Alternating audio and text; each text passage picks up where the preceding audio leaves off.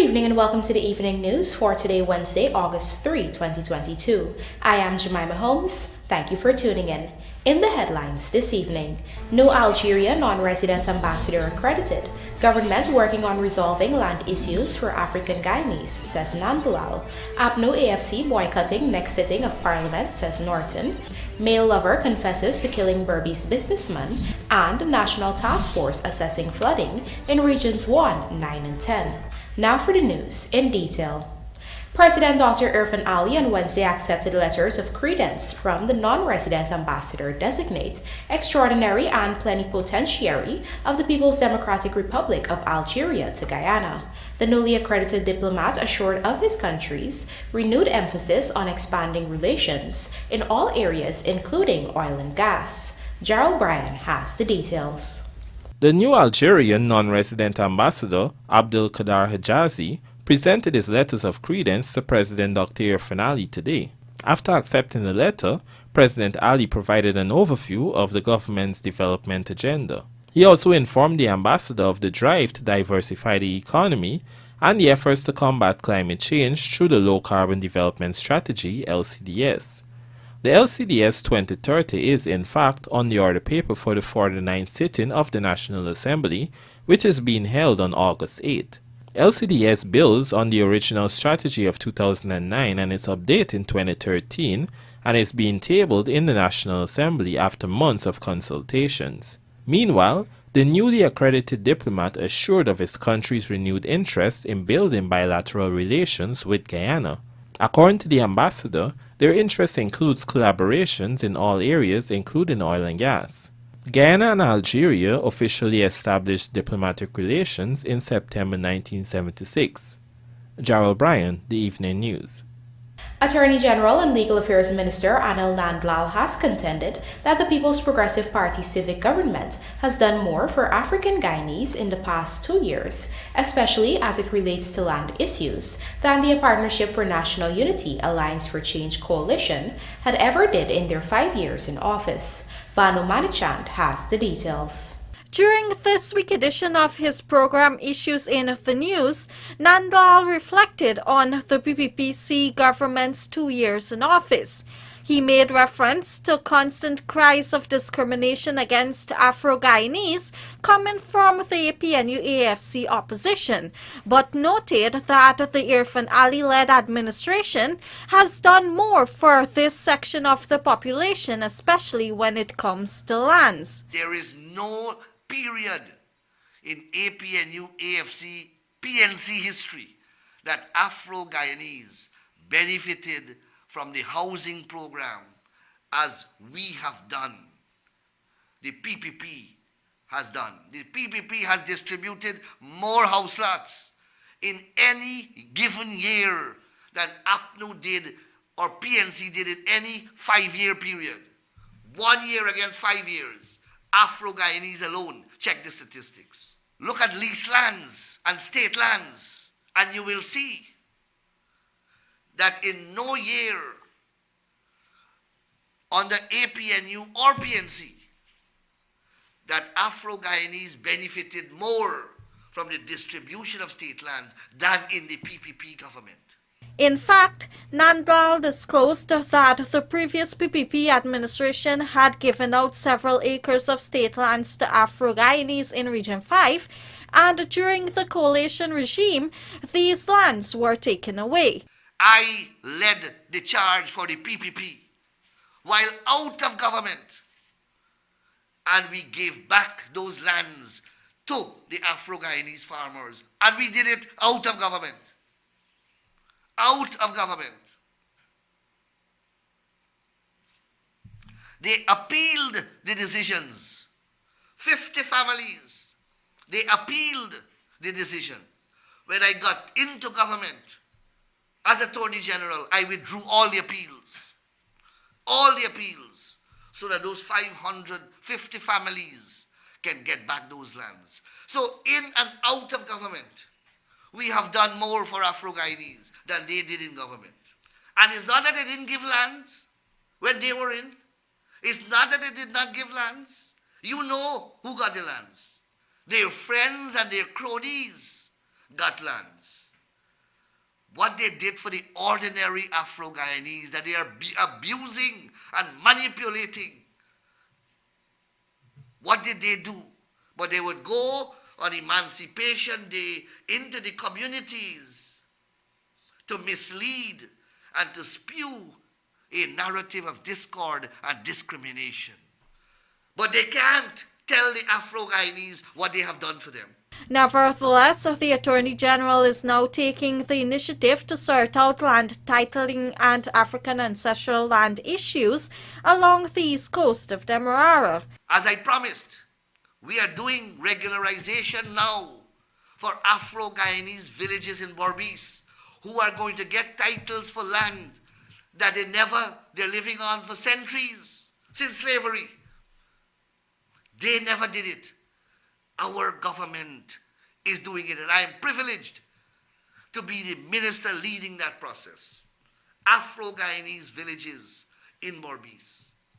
And I'm going to start it on the east coast of Demerara for the backlands of African villages. Meanwhile, the APNU-AFC continues with its rhetoric, with opposition leader Aubrey Norton on Tuesday evening again accusing the government of discrimination against Afro-Guyanese. Reporting for the Evening News, Vanu Manakchand.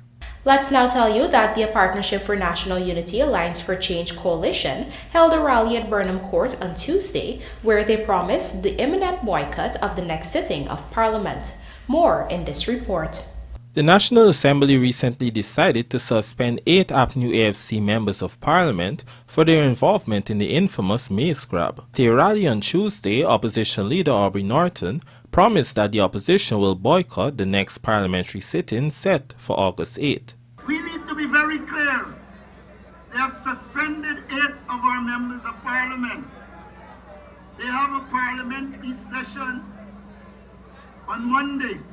Well, they can talk to themselves. They will speak to themselves. The matters on the agenda for the next sitting of Parliament include a $4.7 billion supplementary financial paper and the laying of the Constitutional Reform Bill. According to Norton, his party's grounds for boycotting Parliament are that the suspended MPs were not given a fair hearing. Parliament had written to the MPs asking them to show cause why sanctions should not be meted out on them. By their own admission, the MPs had responded by asking the Parliament what they were accused of, to which the MPs claim Parliament never responded. Norton also spoke about his desire for government intervention to financially empower persons in communities perceived as APNU-AFC strongholds. We need structured policies so that our youth could benefit, so that our youth could develop. We need people-centered development that put resources into small business and micro businesses so more of our people can become business people. The 8 MPs include Opposition Chief Whip Christopher Jones, Maureen Philadelphia, Tabitha Sarabu-Hali, Vince Roy Jordan, and Annette Ferguson. Also suspended are Natasha Singh Lewis, Ganesh Mahipal, and Shera Duncan. The MPs have since moved to the courts to fight their suspensions. Jarrell Bryan, The Evening News. A 22-year-old laborer of Betsy Ground, East Kanchi, Berbice, has reportedly confessed to killing 53-year-old Vikram Subaran, who was found with a knife stuck in his back on Monday. Based on reports received, the suspect was arrested after detectives had received information that he used to frequently visit Subaran's home. Upon his arrest, the suspect told investigators that he and the victim had shared a sexual relationship and that he used to visit the man's home quite regularly. He confessed that on July 31, 2022, the victim had invited him to his home and they had consumed alcohol and had had sexual intercourse. Further, he stated that as he was leaving, the victim wanted to have more sexual intercourse, but he refused. This led to an argument and ultimately a scuffle. He told detectives that he went into the kitchen, took a knife and stabbed the victim 3 times, after which he left the house. Following his confession, he was taken back to the scene, where he pointed detectives to the area where he disposed of the handle of the murder weapon. The area was searched, but the handle was not recovered. Investigations are continuing. With Guyana taking the center stage when it comes to agriculture development, the country is expected to be the home of one of the first ever hydroponic parks, and according to President Dr. Irfan Ali, the focus will be on growing high-value crops. Details in this report. Hydroponics farming involves a soilless growing medium, that is, using water-based solutions that contain nutrients to grow plants. President Ali had first floated this initiative earlier this year, and last weekend he disclosed that a proposal has already been drafted to move this project forward. A proposal that we are hoping to build and bring young people here. You will see it's called the World's First Hydroponic Park. That is what it's called, the World's First Hydroponic Park, that will focus on high-value crops and replacing all that we're importing with locally produced stuff. So in the controlled environment, we can produce all the strawberry, all the berries, all the special lettuce, the different color ones that you guys seem to like. All of that we can produce right in those facilities, and also targeting the regional market. While government is looking to bring young people onto that initiative, the head of state also highlighted another project that will cater to benefit single-parent families. One of the things we want to work with is single mothers. So very soon we will launch a program to identify single mothers. And what I've been told is that a new breed of milking cow can give you enough milk to give a good day's income for those single mother families. So we are looking now to target those breed of cows and have what you call milk distribution centers in at-risk communities. So the milk goes to a distribution center, it is collected, it goes into a dairy plant, and then we take the processing step forward up the chain. That dairy facility will be located along the East Coast Demerara corridor, where the government is developing 2 large-scale commercial and industrial hubs. Reporting for the Evening News, Vanu Manikchand. National Task Force assessing flooding in regions 1, 9, and 10. Suspected bandit shot by accomplice during robbery. This and more after this short break.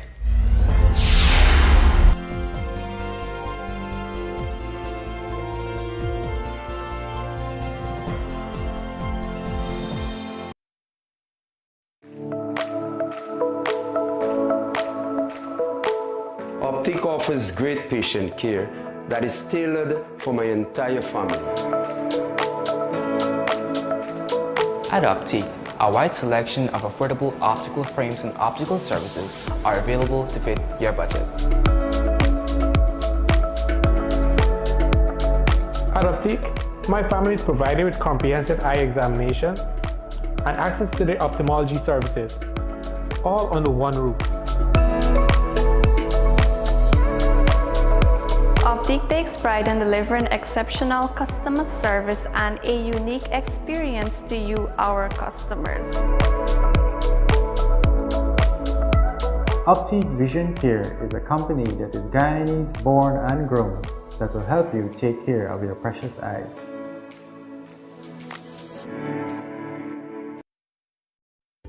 Looking for fresh, tender, and flavorful meat?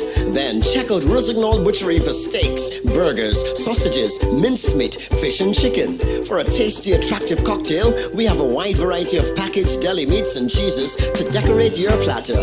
We also stock a wide assortment of canned goods, seasoning salt, sauces, and marinade, all in a highly hygienic, welcoming atmosphere with warm and welcoming staff to cater to all your needs. Rossignol Butchery, we meet your needs. 73 to 74 Church Street, Georgetown. Telephone number 223-0004. It happens. Your septic tank is full. All the waste from your toilet goes into your septic tank through the sewage line. When your tank is full, the 2 most common indicators are an overflowing tank and an overflowing toilet. It is recommended that Sevon's Waste Management empty your septic tank every 2 to 3 years to avoid any embarrassment. And before you can say, shh, it's gone. Call Sevon's Waste Management today at 218-1455 or 218-1156. Wash bay operators, are you looking for that unique service to elevate your business? Well, come on down to your #1 industrial store, Sylvie's, and invest in an undercarriage pressure washer tool. That's right, impress your customers by now washing under their vehicles easy and efficiently with an undercarriage tool. We have in stock different types that offer a wider range of services and can increase your revenue without having to invest in expensive ramps. Your customers are going to leave satisfied. So what are you waiting for? If you can't make it to our 31 High and Hatfield Streets location, we can deliver in and around Georgetown. Give us a call on 227-6226 or WhatsApp us on 623-7755 or visit our website sylviesonline.com. Sylvie's Industrial Solution, proudly serving Guyana for over 4 decades.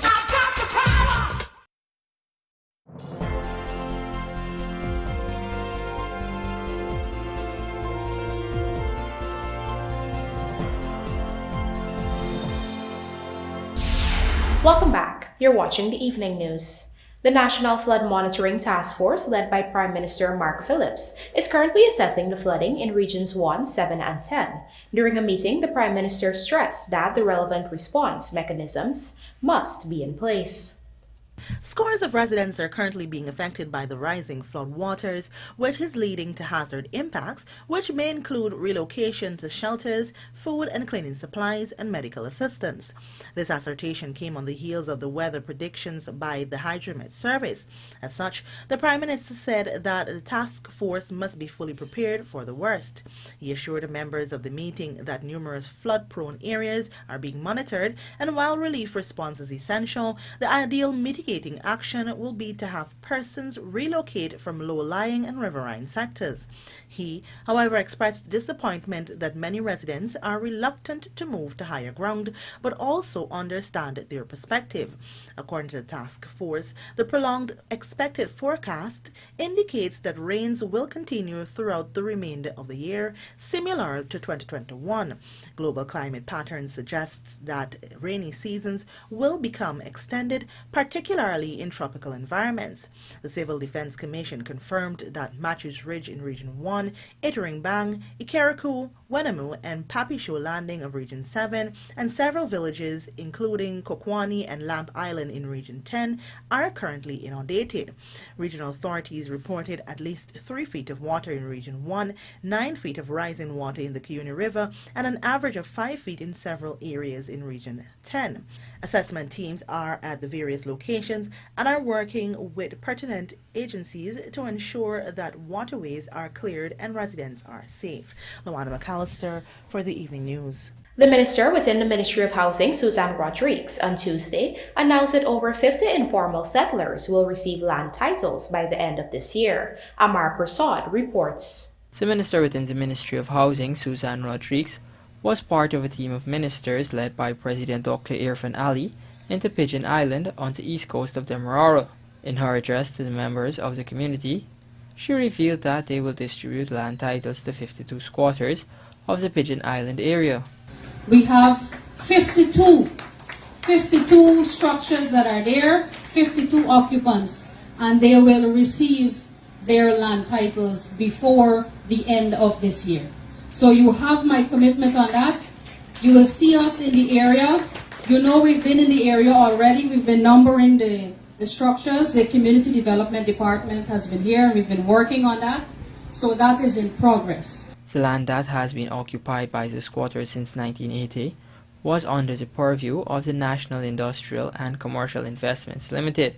The minister explained that back in 2015, President Ali, who was the then Minister of Housing and Water at the time, ordered a review to determine which portion of the area could be regularized. Following the PPPC resumption of office in 2020, the Central Housing and Planning Authority conducted an inventory, update, and through the ministry has been able to transfer the land. We are aware at the Ministry of Housing of the situation with the squatting area here. And I can say to you this afternoon that we did not have to wait on this meeting to take action. This community started to be occupied since in the 80s, and there have been several attempts to regularize the area. And in 2015, under the then Minister of Housing, who is now our President, he ordered a review of the Pigeon Island squatting area. And I can report to you today that that has been completed now that we have been back in office, and the Central Housing and Planning Authority has approached NISIL, who is the owner of that land, and it is already in process of being transferred to CHPA. As a matter of fact, the vesting order has already been published in the official gazette, and the Central Housing and Planning Authority will be in receipt of that block transport in about 2 weeks' time. Then we can subdivide the area and we will be able to distribute the long-awaited land titles in the squatting area. Meanwhile, Minister Rodriguez further noted that they will address all pending applications of the residents in the area for house lots.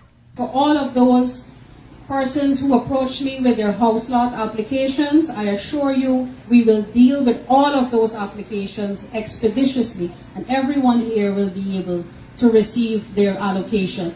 You see the allocation drive, the house lot drive that has taken place since we've assumed office, and everybody with their house lot application will be attended to.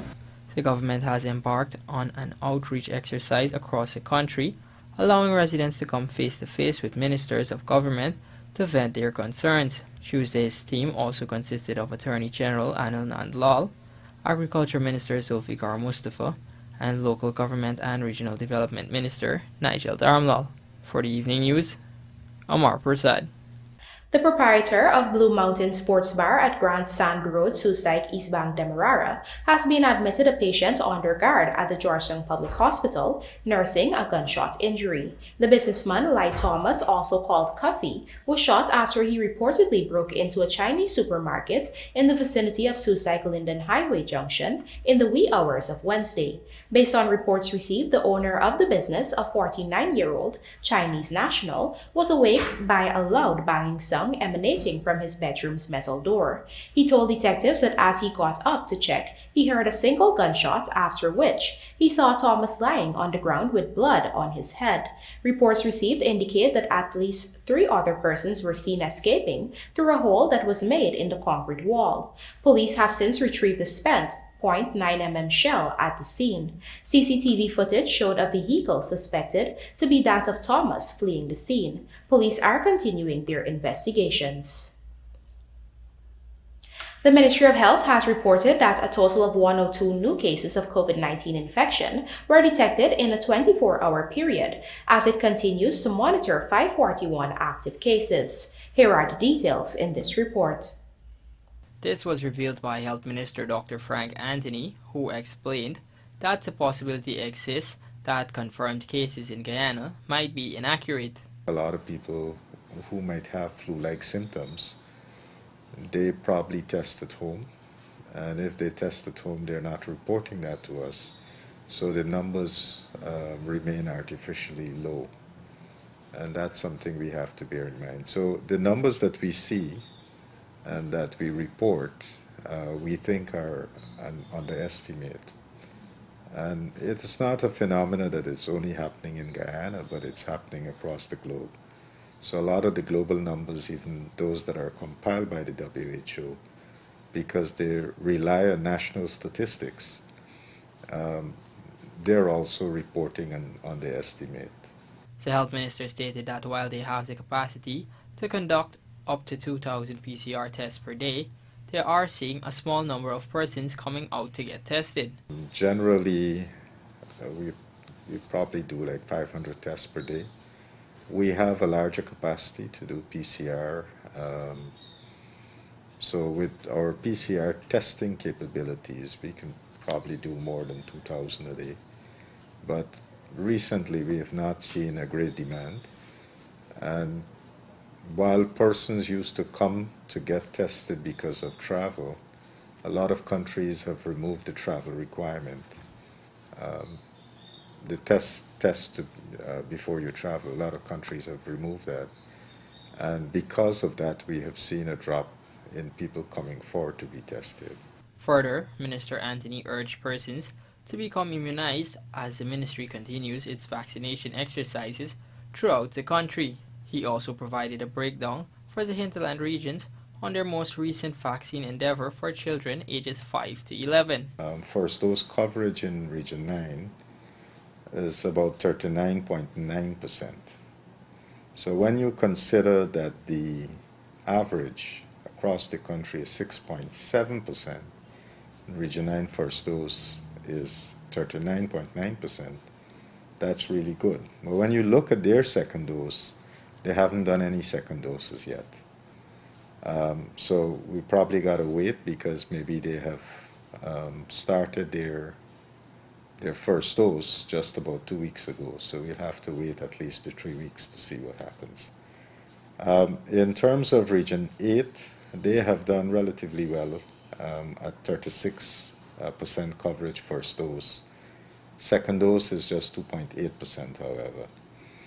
Region 7, they're at 4.7% coverage, first dose. Second dose is 3.7%. Region 1, they are at 3% coverage, and second dose, they are 0.3%. So you can see it varies in the interior. Meanwhile, officials are currently monitoring 21 persons in hospitals across the country, with 10 persons being in the Ocean View facility and 1 in the intensive care unit. In terms of vaccination, 445,082, or 86.8%, of adults have received the first dose COVID vaccine, while 344,732, or 67.2%, have received 2 doses. For the 12 to 17 age cohort, 35,421, or 48.6%, have received the first dose vaccine, while 25,916, or 35.5%, have received 2 doses. For children 5 to 11 years of age, 6,819, or 6.7%, have received the first dose vaccine, while 1,967, or 1.9%, have received 2 doses. So far, 71,220 booster doses have been administered. For Evening News, Amar Prasad. And now for a look at the bridge reports. The Demerara Harbour Bridge will be closed to vehicular traffic on Thursday, August 4th, 2022 at 22 hours for a period of 1.5 hours.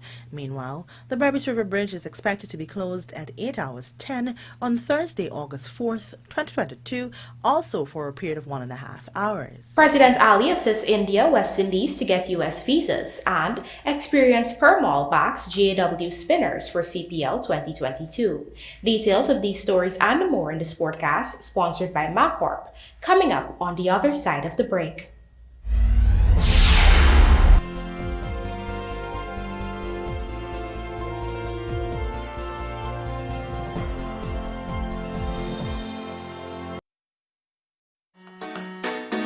With unlimited games to choose from, you can be a winner with SuperBet. Choose from our virtual sports, live betting, sports betting, live roulette, and much more. Place your bets at www.superbet.gy or visit any one of our agents. Terms and conditions apply. Must be 18 and over. Play responsibly. John Lewis Styles proudly introduces Everest Bags, a complete and affordable line especially suited for back to school. Lunch bags from $3,500, backpacks from $4,500, pulley backpacks from $10,995. Also available are messenger bags, computer bags, waist pouches, duffel bags, gym bags, and even camping bags, all for the same price or less than buying online. And it's already here on Waterloo Street. John Lewis Styles, simply different.